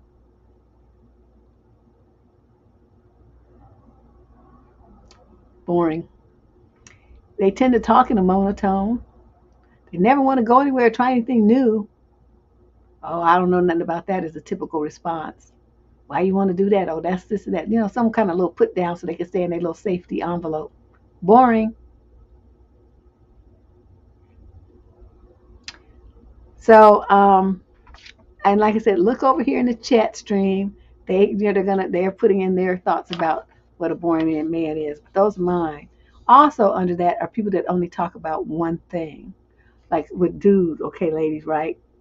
Every time you talk to him, he got to slip in some kind of innuendo about something. You could be talking about politics. Somehow he's gonna turn it into something that has to do with some intimate something. You know what I'm talking about? And just totally like change the whole conversation. Every time you turn around, he slides something in there. He thinks it's so funny. It's like, what are you, 12? Grow up. It's such a turn off. So men who do stuff like that, that's a turn off. That turn women off with their stupid conversation. They might have something to say, but it's stupid. So they could have done better to just shut up and not say nothing. So my grandfather used to say, it's better to be silent and thought a fool than to open one's mouth and remove all doubt. He used to say that all the time about people. And I was like, oh, he is so right. Because I have met all them mouth opening folks that needed to have shut up and they didn't. So that's something to think about, young man. What's your hobbies? What's your interests? What you talk about when you go around people? What do you do for fun that's exciting? What do you have to say? Or do you just do the same old thing all the time? You eat the same old food all the time? You go to the same old places all the time? Hang out with the same people all the time? There's nothing new, different, and exciting in your life. You are not adventurous. Those kind of people just like the same all the time are boring. It's like, on Mondays we have red beans, and on Tuesdays we have fried chicken, and on Wednesdays we eat spaghetti, and on Thursdays we have meatloaf, and on Fridays we have takeout pizza, and on Saturdays we usually have a fish fry or barbecue, and on Sunday we eat at my mom's house, and then on Monday we have red beans and rice. Okay, the same thing all the time. It's just, yeah, I just can't with some guys like that. So let's move on. Question number 17, female, 22 to 27, from Bridgeport, Connecticut. I'm requesting your thoughts on this guy and to figure out if I'm in a situationship or a real relationship. The fact that you have to ask is enough for me. I don't even need to read the rest of the letter. I will. But the fact that you have to ask means it's a situationship, if not worse. But let's go on. You might think this would be a no-brainer. It's been almost 5 months. Yes, I've met his family. Yes, we have had a breakaway together for one night. Yes, we have had many dates. Yes, he has stayed over numerous times. And yes, we have had the talk. So what's the problem, you're asking? The problem is that within that time, we have also had 2-week break because I ended it due to feeling a bit disconnected and possibly someone else, to which he swore no. He's very emotionally up and down, more down lately. He's never been one for words of affirmation, but his actions have been quite sweet on occasion. He barely keeps in contact when we're apart, but I do see him sometimes up to 3 times a week. He lives locally. He is extremely distant and emotionally inept, to which he has admitted. There have been moments he's opened up. He has never been big on romance, never been big on compliments or discussing what this is. I've confronted him and he told me it's not a fling, yet he never confirms the opposite. He's met my friends and my son once. I'm feeling very concerned. He's with me for eggplant, to which is amazing, yet that's the only time I sense any feelings from him. He has said he loves my body, loves spending time with me, but this seems not enough for me. I recently said no to him. I recently said to him if he can't see any feelings developing. Please do not waste my time, as I deserve better. He came around to talk for 5 minutes, and we decided to give it another go. Yet here I am 3 weeks in, and he's gone cold again. Thoughts? You being stupid right now. What do you want from me? This this never could relationship. You shouldn't even use that word. This is just one step up from a booty call. That's what you got. You pushing for some kind of relationship actions from this dude, but you're not gonna get it. He's already showed you that over these months. How long do you need a man to show you he don't give a shit about you for you to get a clue? You should never have to chase a man. If you have to ask a man how he feels about you, the answer is he doesn't. Okay? Because when a man is really into you, he's just in your face. You can't get rid of him. He's just like trying to breathe every air you breathe. You can't even fart because he's just right up on you. It's just ridiculous. When they really are into you, that's like, well, baby, what you doing? So they send you a text, hi. I was just thinking about you. That's what they do. And you're important to them. So looking at you is important. Being around you is important. He want to touch you. He want to kiss you. He want to hold your hand. He wants to sit there and play footsie. He wants to lay his head in your lap. When a man is into you, he wants to absorb your essence and your energy. When you ladies, you young ladies, have these kinds of situations where you feel like you have to ask him for more, you begging, what's going on? What is this that we have? What are we doing here? You don't have nothing. Stop wasting your words, okay? Just move on. Jesus Christ. Okay. What are we doing? What is this? What's happening? Nothing. If he was honest, that's what he said. What you talking about? What's happening? Ain't shit happening. It never is going to happen because I don't like you like that. If they were being absolutely honest, that's what they would say to you. But they don't want to do it because they're trying to keep that bedroom door open. Y'all got to get smarter about who you deal with. This makes no sense that you would have to write me with all this evidence that he does not give a boo-hoo about you to try to figure this out. Okay. We talked for 5 minutes. So he worked his way back into your bedroom in 5 minutes. And then 3 weeks later, he's all about his business and you still hanging on. Question number 18, female, 22 to 27. She's a Scorpio from Washington, D.C. Oh my God, Deb, please tell me what to do. I have a date Friday, but there's a weird request from the guy that I want to run by you and the squad. So I have a date set for Friday night. It's a first date. He requested that I wear high heels and wear either shorts or a short skirt. Obviously, he's a leg man, but when I asked him where we were going, he said the drive-in. Should I go against his wishes and wear something chill? I really like this guy, but this seems like a strange request for just a drive-in. What do you think? I think that you should cancel. Let me tell you why. And I know you young and you not going to get it, but let me just explain. When you have a man that it's a first date. Okay, so he's coming in the door. This is a test to see how desperate you are and how easy you are to control. This is a test. Now, a lot of women are going to be like you. They're not going to really think too much about it. Like, oh, he's going to like my legs. They're thinking it like that. No man should ever tell you how to dress or what to wear. It's inappropriate and it's just wrong. Now, the fact that I'm glad you had enough sense to write, but that's why I say don't go, because he's coming out the gate with some drama and just some controlling weirdness. The thing that's also bothersome is the first date. You're going to be in a car, locked in a car with this dude, sitting there for hours. Now, what is that supposed to be about? You sit in a car with a short skirt on and your legs all exposed and all this kind of stuff. What's he trying to do?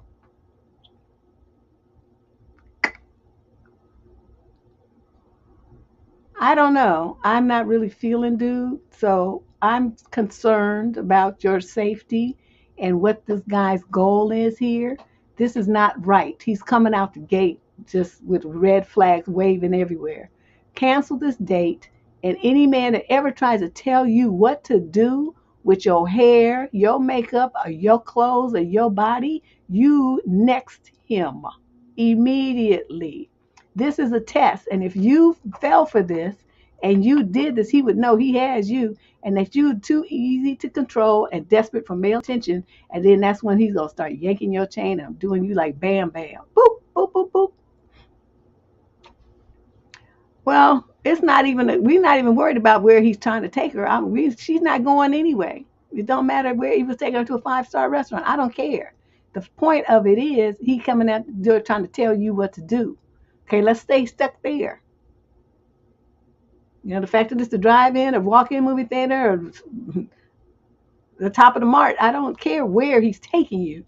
The issue is not that. The issue is his command that you wear this specific outfit for his freaky proclivities and a test to see how easy you are to control. Don't fall for it. Cancel the date. Question number 19, female, 28 to 34, from Camberley, Surrey, England. Is it possible to love someone and still not respect them? I'm on the fence about ending things with my boyfriend, but I want your input. We've been together for a year and a half now. Our relationship is already hanging by a thin thread because there's a lack of trust and heightened insecurities between the both of us. We've had many long talks already, and we're currently trying to stay strong through our BS. To help with our insecurities, we've been blocking each person, I guess that's what she's trying to say, that we have had past relationships or flings with. For context, when it comes to Instagram, my boyfriend discussed that it wouldn't at all be okay to like any provocative photos that we come across. But recently, I decided to look through my boyfriend's phone to see that he had liked a girl's photo that he had a past fling with, and the photo was a point of view of her backside. Though this was back in October of last year, but I also came to find that he continues to like her most recent photos with lots of cleavage showing. Here's the thing. I wasn't entirely upset with what I stated above, but this is what I'm actually upset about now. I casually mentioned to him what I found. His first and only response to me was, one, he made up an entirely incorrect and fake story that I've done the same thing. Wow. The point is that it was just entirely untrue. Number two, he then wanted to explain that the photo was old anyway, so it shouldn't matter. And number three, he continued to try to nitpick the smaller things I've done in the past, things I've worked on since, to try to add them up and make me feel I've done the equivalent. When he finally apologized, he said it as, "I'm sorry, okay?" with frustration and no genuineness. When I asked if he knew what he was apologizing for, he only apologized for liking her rear view photo. I don't know what to say or do, but tell him even with his apology, I'm still very upset with how he responded. This is badly written. That's why I keep stuttering, trying to figure out what she's really trying to say. I feel disrespected from this situation, but I'm unsure whether this is something to end the relationship over. What I do know is that if I continue this relationship with him, I will no longer be looking through his phone to keep myself from looking for something to be heard about. I find that I will be offering my trust for him, and that all I can hope for is his respect with it. If you do that, you're stupid. This man, I don't even know why you dealing with this. You, girl, this dude is not into you like you want him to be. You've been with, you talking about your relationship is hanging by a thread. There's no trust. There's insecurities. You've had many long talks, and we're trying to stay strong. And this is just too much for a relationship that's only a year and a half. You're too young for this. What are you doing? And then he's going to try to gaslight you and play all these games because he got caught violating the promise that you two made for each other. So he's a liar. You can't trust him. He's not loyal. And he's underhanded and sneaky. This is who you want to invest in and trust. You're being stupid right now. Okay? The best thing you could do is say, I realize this is a mistake, and I don't want to waste another day with your trifling 2-bit piece of that. I'm out. Boop. And be gone. That would be the best, smartest decision that you could make. Okay? You already wasted a year and a half. Don't waste a year and a half on another day. This is not going to go anywhere. You're just going to waste more time, and it's going to blow up in your face anyway because he's doing what he wants to do, and you have evidence of it, and you still want to try to negotiate around in your mind to stay there. This man is never going to be anybody that you could trust. He's not a trustworthy individual. He's a knucklehead. Ooh, Lord have mercy. Question number 20 Female, 42 to 49, from Davenport, Iowa. She's writing about male who's 50 to 56. My husband and I have been happily married until July 2nd. Oh, that's so specific. For 18 years. We have 4 children. I actively caught him sexting with a man. Okay. There's one in every column. Oh, okay. He was saying things I have never heard him say before. He says that he was just curious and that it will never happen again. They actually had plans to meet, but my husband, quote, chickened out. We had a fantastic romantic life. I just do not know where to go from here. Any suggestions? Yeah. These husbands, I don't know. I don't know. See, again, this is the kind of thing you want to talk to them about. Yeah. See, that's what I'm saying. Women be like, my man, I have a good man. And they always are good until the day that they're not. And all it takes is that one day. And then the woman's hopes and dreams and trust and everything go up in smoke because these dudes be tripping and doing all this underhanded corner cutting stuff. This just makes no sense to have a husband for 18 years who's going to do something like this. Now she don't know what. Does he like men? Does he like women? What's really going on? Is he going to leave me? Is he supposed to be trans now? I mean, what's happening? So, she's in a tizzy. And if it impacts the kids and, the grandkids and stuff, they're going to be in a tizzy too. So all of this is happening because he can't do what he's supposed to be doing and respect his marriage. This is the problem that so many people have. So I'm going to tell you this, young lady. Book some marriage, some counseling for you too. He might not want to go, but tell him you're going to go. You're going to go because we need to figure out what it is that you're trying to do here. Who is it you're trying to be? And you're going to talk and you're going to be honest with yourself and with me. Because if this is a direction you want to go, I'm not going to stop you. You want to explore your femininity or your whatever with other men, you can do that. It's a free country, you can do that. But you're not going to be doing it and be my husband. That's the only thing that's going to change.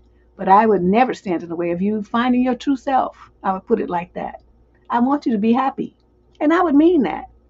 But you're going to have to be happy over there somewhere. Not with me. Don't be thinking you'll be coming in here kissing me, sleeping in my bed and doing things with me. Oh, no. No. Nope. That's off the table, son. You're going to be in one camp or the other, not hopping the fence back and forth. We're not going to do that. So, the fact that he did that shows he's got some interest in that direction. So I wouldn't care what he said. We'd be at the nearest counselor. If he don't want to go, then we'd be at the nearest divorce attorney. Because that's one that I can't. Once I would lose that kind of trust and think that's what you're trying to do, there's no room for me here. There's nothing. I want a man who is firmly in the heterosexual camp, 150%. I don't want to have to guess, think, is it my turn this week? Are you flipping out next week? You trying new identities on and all this kind of stuff. I'm not going to do that with you. I'm like saying, you do you. I would not try to ever stand in somebody's way and tell them they're wrong and all this kind of stuff. But my boundary is you can do that, but you're not going to be here with me while you do it. You're going to do that over there. And then people be like, oh, you're phobic. You this and that. What the fuck ever. Whatever you want to call it. Pack your suitcase and put your hush puppies on and hit the road, Jack. Because you out of here. I cannot. Anyway, let's move on to question number 22 of 25. Wait. No, 21 of 25. Male, 22 to 27. Gemini, my leg is going to sleep. That's why I keep wiggling around. Male, 22 to 27. He's a Gemini from Pensacola, Florida. I went bowling with a girl last week, which was fun, and I got another date scheduled for this week with a different girl. Bowling was a great idea to break the ice, and it was fun and interactive. Is this a good idea to go again to the same place with someone new? What if the staff notices? I look quite unique with my tats, so the likelihood of staff noticing me is quite high. What if the reception staff asks, weren't you just here last week with your girlfriend? Help me. Okay, I'm going to say this. Before we start going off the deep end, ask the girl what she would like to do. She might not like bowling. She might have a shoulder injury or a wrist problem or a hand issue or something that precludes her from doing that kind of activity. You don't know. You just trying to do a repeat with the same date you did last week. Don't you have any kind of creative ideas to do something different? I mean, you could cycle back to that if you keep dating her, I suppose. But there's no reason to have all your first dates at the bowling alley, chump. You're doing too much. Ask her if that's something she even would like to do. She might say no, and like I said, it could be a physical reason. It could be that she just don't like bowling. They are kind of dusty in there and stuff, and people be stupid sometimes. The next aisle over, they just be make people noise and distract you. I mean, all kind of stuff be going on in bowling alleys. I saw a fight break out. They got to drinking too much, and one dude, how they live in the little circles where it's your aisle, and they're over there, and you over here, and you got to take turns. Well, this guy came from the other group, and he was looking at this girl, and he kept looking at her butt when she would bend over the bowl, right? And dude, that was his wife. He was not having it. So when he kept seeing dudes, they can't just look, right? They got to stand up and stare and just be all extra. So dude went over there and said, what are you doing looking at my wife like that? And nasty, and he proceeded to tell him about himself. And then dude, he was drunk. The husband wasn't really drunk, but the other guy was, had been drinking. And so he had to take the nerve to take a swing at the husband. I think the husband was into boxing. He stepped back into that stance and went boop, boop, boop, boop. And dude was out cold. And that was that. His friends took him and picked him up and took him on somewhere. But, I said, well, that was really interesting. But I bet you that'll teach him to keep his eyes to himself. And all he had to do when the man said that, don't be looking at my wife like that, or say, man, I'm sorry, I didn't realize that was your wife. She's a beautiful lady. I just got caught up. That's what he should have said, something like that, and apologize and sit down and face the other direction. Like put his back to their lane instead of sitting on the other side and he staring at her all the time. That would have saved him. But instead he got his lights, his clock got cleaned. And I was all for it. I was down with it. Because he was just doing the most, making her feel uncomfortable and stuff. All the women were feeling uncomfortable because he was just leering. It was just gross. So anyway, I'm going into the side thing because, be drama at bowling alleys. So sometimes, women don't want to go to the bowling alley. She want to go on some other kind of date where she could look cute. Think about that. What type of woman is this that you doing on a date with? She might not be like the other girl. The other girl might not like the bowling either, and that's why you don't have date 2 with her. Think about this before you do something stupid. Question number 22, male, 18 to 21, is Cancer from Bend, Oregon. My girlfriend is 18 and I'm now 21, and she sent me a text this morning saying happy birthday, and she hopes I get to do something fun today. I said, thank you, I will, and appreciated her texting and remembering, and she said, always. Part of me wishes that she would have done a little bit more, like planning something to do, or even getting me a small gift. I would have been happy if she would have planned something for us to do this week. Didn't even have to be on my birthday, and didn't have to be anything big or expensive. I know she's an 18-year-old student and doesn't have a lot of money. Weirdly, I wasn't expecting her to do anything anyway. I was just happy that she texted me. But it does suck because I would have at least tried to do something for her birthday. She wasn't really feeling good 2 days ago, so maybe that's part of the reason, but I'm still a little bummed. We've been together officially for 2 months, but we were talking for 5 months. How should I handle this situation? Yeah, that is kind of thoughtless, because even if she don't have any money, she could have made you or bought you a cupcake and stuck a candle in it. Got you a card or made you a card or something. She could have made some cupcakes. I mean, from the box cake mix and put the frosting on there or something. It's like, that's not needy to expect your significant other to acknowledge you on your birthday. That's not needy. I don't know, other than people who are like Jehovah's Witnesses or don't celebrate birthdays, everybody likes to be acknowledged on their special day. There's nothing wrong with what he's saying. Y'all stop. She did not do what she was supposed to do. Now, this is unfortunate. I mean, she did text him and stuff, but she could have done something more. Even if she's still sick, she could have said, I'm still sick at home and stuff, but as soon as I get better, I'm gonna take you for a burger or something. I mean, whatever's in her budget, I'm gonna make you a cake, and I had plans to make you a cake. I'm sorry, it's gonna be late because I was sick, and whatever. She could have said anything like that, even if it wasn't true, to cover up for the fact that she forgot or was lazy bum, and then made him feel better. The whole thing is like when you first get with somebody, these kind of little mementos mean a lot. And it doesn't have to, like he said, he's acknowledging her situation. He's not asking for a lot. He just wanted something. She didn't do anything. So, Exactly. You can get them box cake mixes at the dollar store for $1. I don't know what they taste like, but the cans of frosting another $1. A box of candles another $1. So there's $3 you done spent, and then she can make him a little cake or some dozen cupcakes or something. It's not hard. And it's in a situation like this, it's the thought that counts. She didn't put any real thought into it. So I don't know how this is gonna play out in the future, because he's gonna be feeling dejected. It's not a good look for her. Question number 23, female, 22 to 27. She's a Pisces from Colorado Springs, Colorado. Deb, you seem like you were such a big flirt when you were my age and really good at connecting with guys without chasing after them. I need to know some of your tips on how to make the first move on a guy. Oh shit, I'm rusty. Making the first move is something new for me. But at 22 and being in a city with a huge military population, I would like to at least get myself some dates. Is there a way to do it at a bar, let's say, that would come off as smooth and not thirsty? Oh, God, I have to go into the Wayback Machine. I haven't been dealing with, before COVID, I still wasn't really going out to where I was trying to flirt with nobody. My cousin would take me to different places, and I would look at them little Gila monster, Smurf looking men, and I was like, ew, sheesh, they just know. Just know. And that's the other thing too. And as you get older, your age group of men starts changing. Women tend to keep themselves up better. We go to the gym, we wear makeup, and we do, just take care of our skin and sunblock and stuff. And the guys just don't.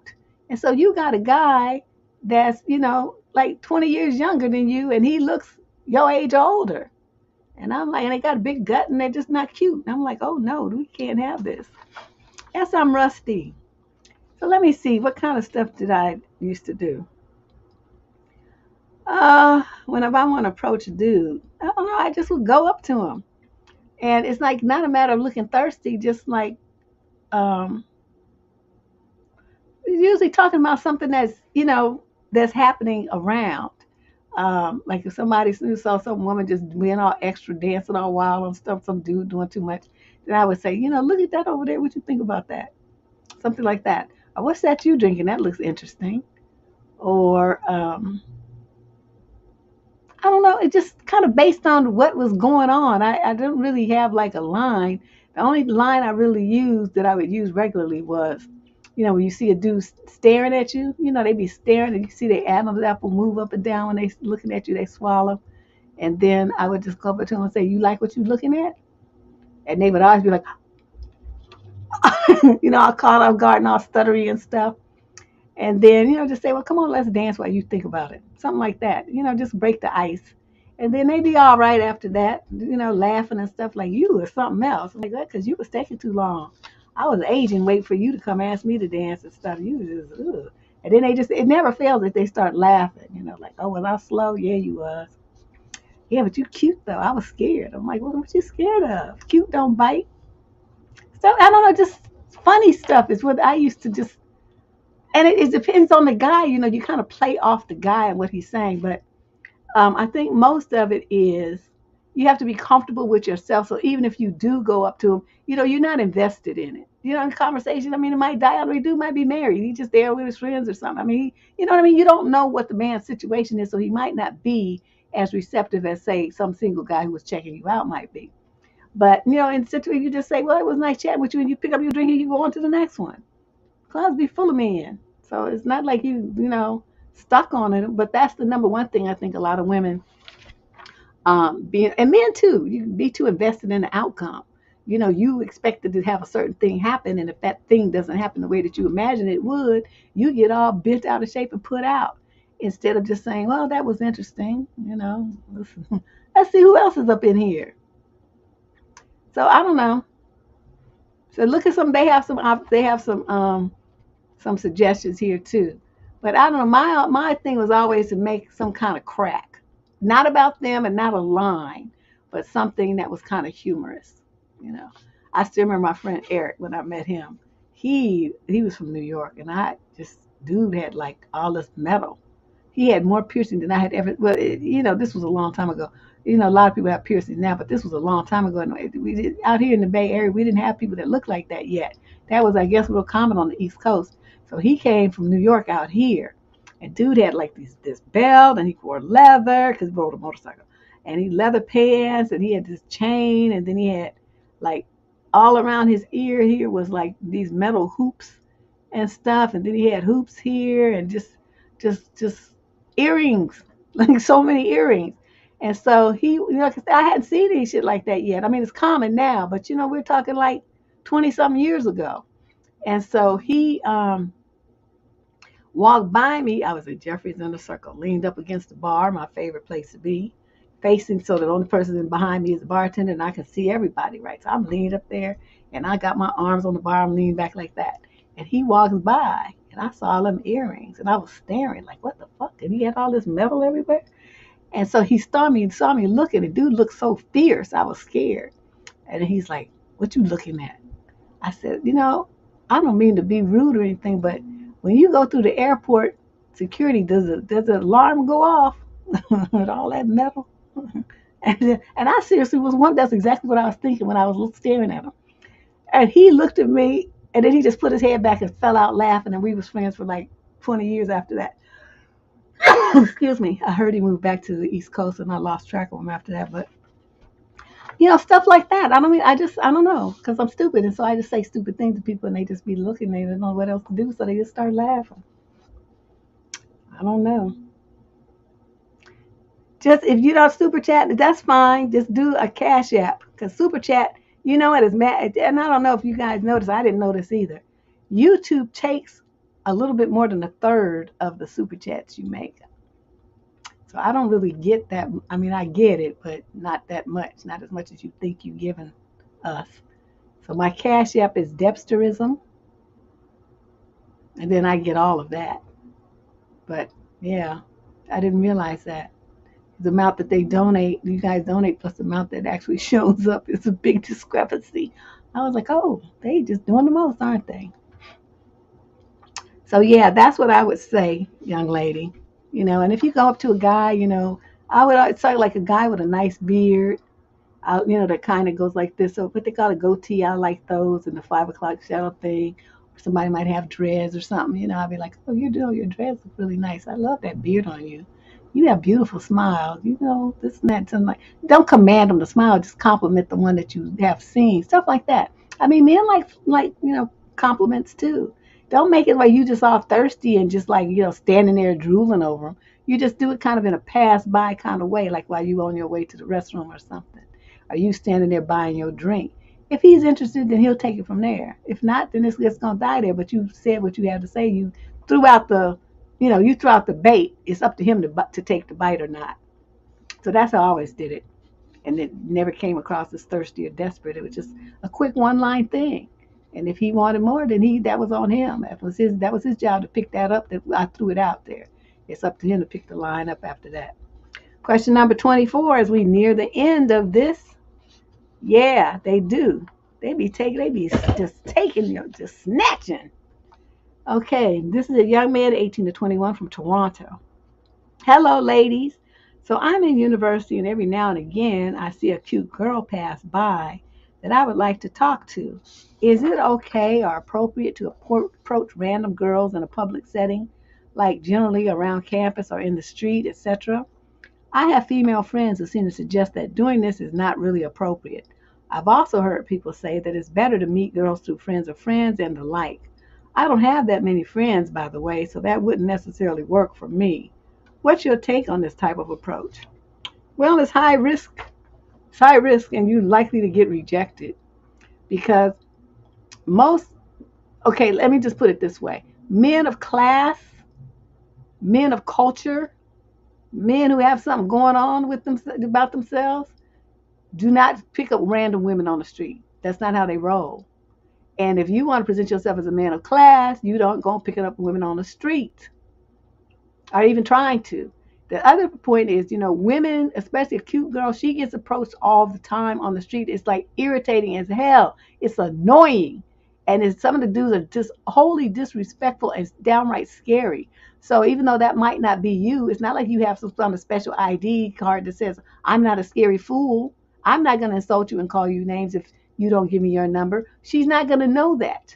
Okay? We can't tell that just by you walking up to us. So your odds of getting a positive response from a woman on the street who's a complete stranger you just walking up to are very, very low. Okay? Very low. Because we trying to do what we're trying to do. We got places to go, people to meet, things to see. Okay, appointments to keep. We got to get to work. We got to get to school. We're trying to get to daycare. We got to get to our job. We have stuff to do. Okay, and stopping having a conversation with you and jaw jacking and giving you our number and stuff is not on the agenda. And see, a lot of dudes don't think about that because they see you and they want to talk to you. You're supposed to stop your life and everything that you got to do to meet their demand like they somebody special. You ain't special. Okay, women are not you, and they're not here to serve you, to do what you want them to do, or be what you want them to be. They are whoever they are, and you're whoever you are. Now, if you wave at a girl or you say something, good morning, beautiful, or something, and then she stops and wants to have a conversation with you, but then you've won. But if that doesn't happen and she keeps walking or rolls her eyes or something, understand that she's had to deal with too many knuckleheads in the past, and she thinks put you down as just another one. So to me, the risk is just too high for the man to even, if you're a decent type of dude, you shouldn't be trying to pick up women on the street like that. That's just low class and tawdry. Okay? It's not what you do. Now, you at college, you hanging out in the student union building, you in the quad or something, you out in the yard or whatever, you in the gym and, dudes are shooting around, you out there at the park playing basketball and the girls are there watching y'all. Okay, well, then you can approach somebody.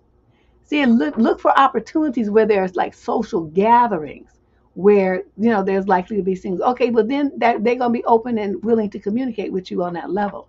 But just walking down the street, you try to get somebody to stop and engage with you and she got shit to do, you're going to get shot down 99.9% of the time. That's not really a good thing. Since you're in school, just stick to girls at campus.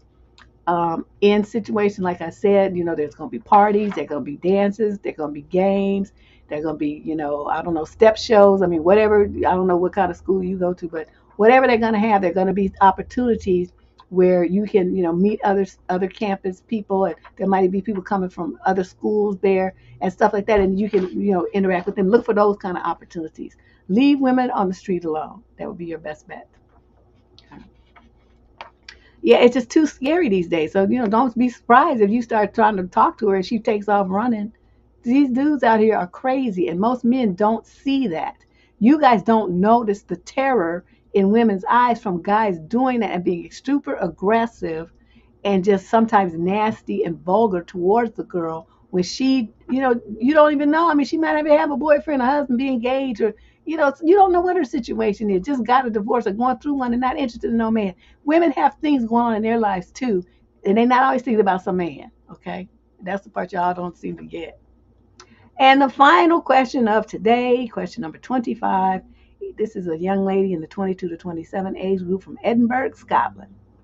I decided to hop on a dating app and will be meeting with someone who suggested that we take a walk for the first hangout. Do you think this is strange? I'm used to getting drinks or coffee on a first date hangout. I could be overthinking it, but would someone want to do this because they don't want to spend money in case they don't mesh well with the other person? I know you don't do dating apps, Deb, but I was wondering if any of the other viewers have gone on a walk for their first hangout with someone they met online. You're right, because this is something that I would never do. First of all, I mean, I know, okay, let me put it this way. If I were to do something like this, like say a walk could be part of it, but I'm not going to meet up with you to go for a walk. That's all you offering? Walking around? I could do that at home. Okay? I'm not trying to hike out in the hot sun and be sweating and shit. And to meet you, what about my makeup and my cute look my cute clothes I want to wear? If I'm going for a walk, I'm going to wear my jeans or some sweats and some sneakers or something. I mean, that's what I used to wear anyway, but still. Going out on a date, that's an opportunity to look different and dress up a little bit if you want to.